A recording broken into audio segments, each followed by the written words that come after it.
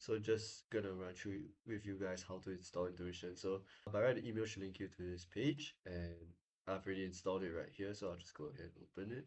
Once you get this agreement page, you just click accept agreement. Sometimes it'll pop up a window asking you whether you want to run it because a firewall detected on my application. You can just click run. So you just install it like so. Click the desktop icon. And just wait for it to finish installing. For the sake of demonstration, I will be using one of my landing page repositories. So this is the IDE. When you double click into it and you open the file, as you can see, it looks pretty normal, just has an Atlas button here. So let's click it. So Atlas is basically our window here.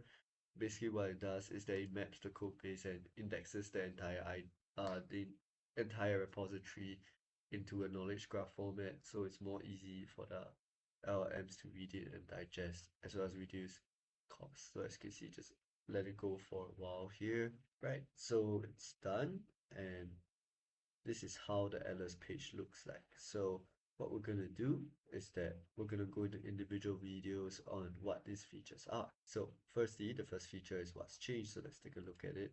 So what's changed is essentially a commit tracking system. So what it is that it's able to generate what exactly happened in the commit. So the workflow of how it works is, for example, you talk to Cloud Code and you basically vibe code an entire feature and it pushes like 5 commits, but you have no idea what each individual commit does, right? So what this does is that it breaks it into digestible format and you can just read, what changes were made to the individual files. So for example, I added the ARM and the Mac OS download entries and it breaks down everything.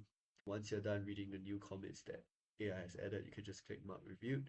There's also a story where it basically links together all the commits and tries to make sense of them. Another use case of this is, for example, if you're working in a monorepo with teams from all over the world, if they push like a couple of features in, let's say, the US, and you wake up in Singapore and you don't know, what they push, I think this is pretty useful to keep track of what's happening in the monorepository. So for the second feature, let's move on to the course feature. So the course feature is essentially, as mentioned, a course. So we're still working on this, figuring out the pedagogy and all that. Currently, how it works is that we start off with the foundational languages and frameworks, quizzes as well. So you basically just work your way through them. Eventually, you reach the architecture and can learn more about how the code base is structured in terms of the maps as well as the file systems. And finally, you go into deep dives into individual files and how they work. So yeah, the lessons are still generating, and that's how the feature looks like. So we'll move on to the third feature, which is a documentation feature. So essentially what a documentation feature is software engineering documentation, right? I'm pretty sure any engineer will be familiar with this. So let's just run through how the interface looks like. Currently, there's a lot of pink dots on all these different chapters in the documentation. The pink dots represent the fact that they're still loading and still being indexed, while the green dots represent that the documentation has been done. So as you can see, it's slowly making its way through, generating all these different graphs as well as explanations as to how the software base works. So, we also understand that sometimes, we don't want to open an entire window just to learn about our code base. So we also have a companion sidebar which follows you around.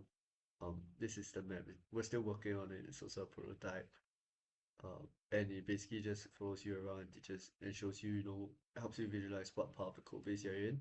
It also gives you a brief description of the current file you're looking at, how it fits into the big picture, what calls it, and what's called by, as well as it allows you to trace different flows. So you can, for example, look through the commit, and there's like a explanation. So the commit only had one file change. You can also look through, for example, a contract flow, a contact page flow, and so on and so forth.